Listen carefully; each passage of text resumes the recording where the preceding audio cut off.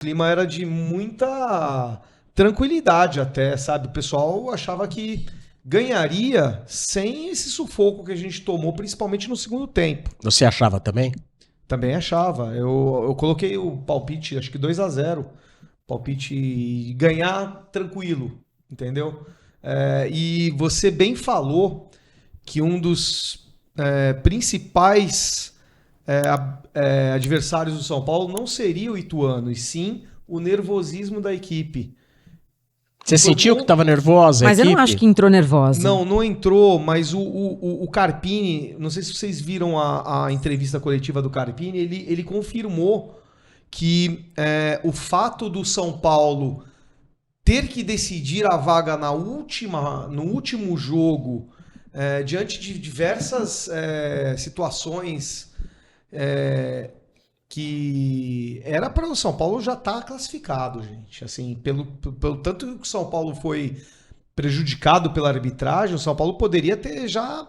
E o regulamento também, né? Que não ajuda em nada. Mas sério, vocês acham que o São Paulo teve muita dificuldade de classificar por arbitragem e não por falta de futebol?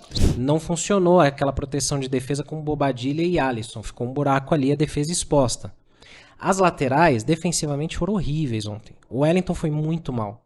O Igor Vinícius ajudou bem no ataque, ele colaborou, mas defensivamente foi mal. O gol do Ituano, quando sai o de empate, é um vacilo do Wellington. E o Arboleda marcando a bola em vez de marcar o cara. O Wellington parecia uma tia tomando um drible ali. Parecia uma coisa assim que você fala, um profissional brincando com as crianças na rua. Perdidaço. Muito. Virou de bunda pro jogador. Gol de churrasco.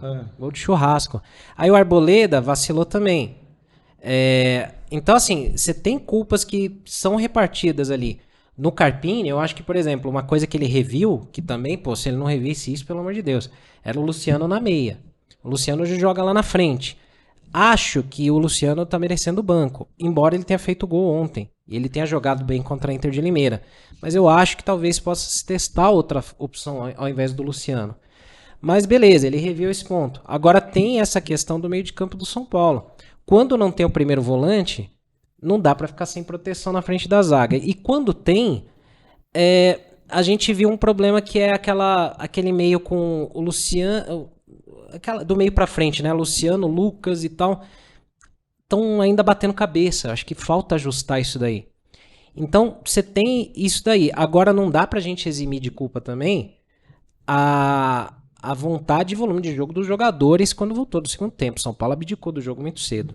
O Carpini errou em recuar o time nas substituições, acho que ele foi muito mal, mas os jogadores também não podem andar. E aí você vê, depois que toma o gol de empate, sai todo mundo pro ataque para tentar resolver.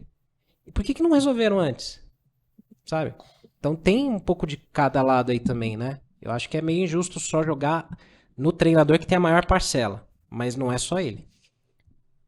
Eu achei que o jogo ontem, a maior parcela foi dos jogadores. O Carpini errou para mim aos 34, 35 minutos, quando ele botou o Diego Costa e ele atraiu o Ituano.